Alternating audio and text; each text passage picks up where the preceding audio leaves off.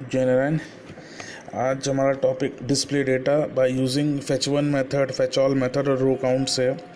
Row count हमने पिछली class में पढ़ाया था, आज उसको थोड़ा सा और पढ़ा देंगे। तो पहले चलते हैं फेच ऑल मेथड पे। फेच ऑल मेथड क्या होता है? मतलब जब भी आपको डेटाबेस से सारी की सारी वैल्यूज़ जो स्टोर हैं उसको फाइंड आउट करनी है, तब आपको फेच ऑल मेथड लगाना है। तो यहाँ पे जब हम एसक्यूएल में करते थे तो हम एस्टेरिस्क लगाते थे। यहाँ पे अगर हमें कोई डेटा रिट्रीव कराना तो हमें फेच ऑल मेथड का यूज़ करना है। तो यहाँ हमने एक सिंटेक्स लिखा, my cursor dot execute select name और एड्रेस फ्रॉम कस्टमर, मतलब नेम और एड्रेस चाहिए फ्रॉम कस्टमर से।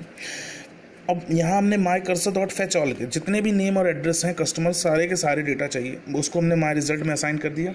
फिर हमने for x in my result लिखा और प्रिंट एक्स किया। तो ये माई रिजल्ट क्या कर रहा है? इटरेटिव स्टेटमेंट की हेल्प से इटरेट कर रहा है एक एक वैल्यू, और इस तरीके से वो एक एक वैल्यू को आउटपुट देगा। जो हमने पिछली क्लास में हमने एक टेबल बनाई थी इंसर्ट करके, वही डेटा हमने एज इट इज़ लिया हुआ है और एक एक करके वो डेटा रिट्रीव इटरेट करके वैल्यू आउटपुट में दे रहा है। तो ये होता है fetch all method. Fetch all मतलब सिंपल है, जब भी हमें सारी की सारी value rows of a query, result set and returns a list of tuple के फॉर्म में चाहिए होता, तब हमें फेच ऑल मेथड का यूज़ करना होता।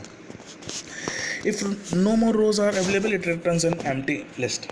ये फेच ऑल है। एक और चलिए अब नेक्स्ट चलते हैं हम फेच वन मेथड से।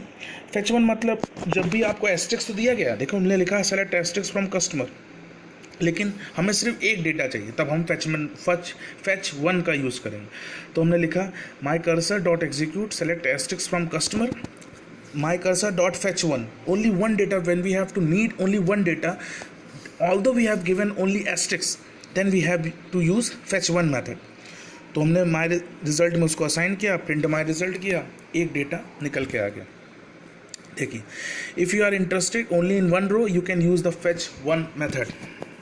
नेक्स्ट चलते हैं हम select with a filter. Filter का मतलब जो हमें कंडीशन लगानी होती है, वेयर क्लॉज यूज़ करना होता है, तब हम अगर फेच ऑल यूज़ करेंगे। देखिए fetch all basic where clause के साथ ज़्यादा बेटर तरीके से बैठेगा। तो हमने लिखा select asterisk from customer where address is equal to Park Lane 38। अगर आप एसक्यूएल की बात करें तो ये पूरी की पूरी क्वेरी है और रन करेगा, जो भी पार्क लेन एड्रेस 38 होगा पूरा दे देगा। लेकिन फेच ऑल मेथड क्या कर रहा है, ये पाइथन में जब हम एग्जीक्यूट कराते हैं इसको, तो एग्जीक्यूट कराने के लिए हमको सारे डेटा फाइंड आउट करना, उसके लिए हमको फेच ऑल मेथड का यूज़ करना होता है। यहाँ एस्टेरिस्क काम नहीं कर पाएगा।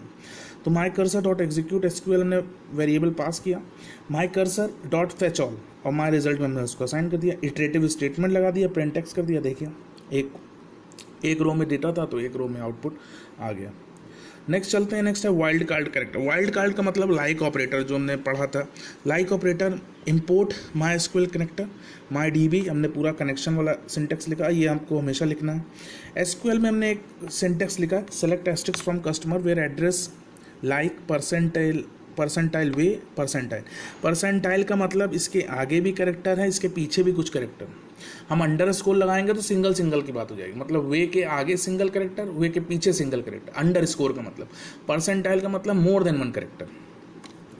माई कर्सर डॉट एग्जीक्यूट एसक्यूएल में को हमने एग्जीक्यूट कराया, माई कर्सर डॉट फेच ऑल में हमने माई रिजल्ट पे असाइन करा दिया, और एक बार हमने इटरेटिव स्टेटमेंट की हेल्प से पूरे डेटा को फाइंड आउट कर दिया। तो इस तरीके से हम वाइल्ड कार्ड कैरेक्टर्स का भी यूज़ करके डेटा को फाइंड आउट कर सकते हैं। नेक्स्ट है प्रिवेंट एसक्यूएल इंजेक्शन। देखो हमने पिछली क्लास में बताया था परसेंटाइल एस, तो हमको लगा कि कुछ क्लास बच्चे समझ नहीं पाए, इसलिए हमने इसको फिर से प्रोवाइड कराया। इसको हम बोलते हैं एसक्यूएल इंजेक्शन। जब भी हमें कोई भी डेटा यूज़र से एंट्री करानी होती है, जब भी हमें कोई डेटा यूज़र से एंट्री करानी होती है, तो यूज़र को प्रोग्रामिंग के एंड का पता नहीं होता, तो इसलिए हम वहाँ परसेंटाइल एस लिखते हैं कि कोई भी एरर अगर आए तो वो एक्सेप्शन में चली जाए और उस एरर को हम पकड़ सकें। इसलिए हमने परसेंटाइल एस का यूज़ किया है। परसेंटाइल एस में हमने वैल्यू को स्टोर करा दिया और फेच ऑल मेथड से हमने रिजल्ट को डिस्प्ले करा दिया। देख लीजिए। नेक्स्ट चलते हैं ऑर्डर बाय। जबकि ऑर्डर बाय आपके कोर्स में नहीं है, लेकिन तब भी आप पढ़ लीजिए, आपके काम ही देगा। ऑर्डर बाय को आप जानते हैं असेंडिंग डिसेंडिंग ऑर्डर के लिए यूज़ किया जाते हैं। बाय डिफ़ॉल्ट इसमें भी असेंडिंग होता है। तो हमने लिखा select asterisk from customer name order by name, तो नेम आएगा तो असेंडिंग में आना है। हमने फेच ऑल मेथड का यूज़ किया, माई कर्सर डॉट एग्जीक्यूट एसक्यूएल, माई cursor dot fetch all, result में असाइन किया। नेम से हमको सॉर्टिंग चाहिए, देखिए नेम से सॉर्टिंग हो रही, जो सेकंड कॉलम है वो नेम से सॉर्टिंग होकर दे रहा है। बाय डिफ़ॉल्ट यहाँ भी असेंडिंग होता है क्योंकि एसक्यूएल से कनेक्ट होकर चल रहा है। नेक्स्ट चलते हैं डिसेंडिंग से। डिसेंडिंग के लिए DESC यूज़ होता है, सेम कॉन्सेप्ट यूज़ करना है, बस ऑर्डर बाय नेम DESC लगा दिया हमने, नेम से सॉर्टिंग कर दिया उसने डिसेंडिंग ऑर्डर में। रो काउंट क्या होता है? रो काउंट हमेशा समझ लीजिए row affected by query, we can get number of rows affected by query by using the row count. जितनी क्वेरी लगाने पे वो रो अफेक्ट कर रही है वो रो काउंट बताता है। जितनी क्वेरी एक क्वेरी हमने लगाई वो कितनी रोज पे अफेक्ट कर रही है वो रो काउंट फंक्शन हमको डिस्प्ले करके देता है। बेसिक इसका यही टर्म है। तो मैनेज डेटाबेस ट्रांजेक्शन में कुछ पॉइंट जैसे कमिट था, तो MySQL कनेक्शन डॉट कमिट हमने यूज़ कर रहे थे। MyDB डॉट कमिट याद हो, sends a commit statement to MySQL committing to a current transaction. जब भी हमें करंट ट्रांजेक्शन्स पे काम करना होता है तो MyDB डॉट कमिट का यूज़ करते हैं। कोई करंट ट्रांजेक्शन पे हमको रिवर्ट करना होता है, जबकि ये सिर्फ आपके कोर्स में MyDB डॉट कमिट है, इसके अलावा दोनों नहीं है, आप पढ़ लीजिए, आपके फ़ायदे की चीज़ है। रोल बैक यूज़ होता है, तो जब भी हमें रिवर्ट करना है चेंजेस को, जैसे कहते हैं अंडू अगर हम अपनी भाषा में करें, तो अगर हमें अंडू करना है चेंजेस को तो हमको रोल बैक यूज़ करना है। MyDB dot roll back use करेंगे कमिट की जगह।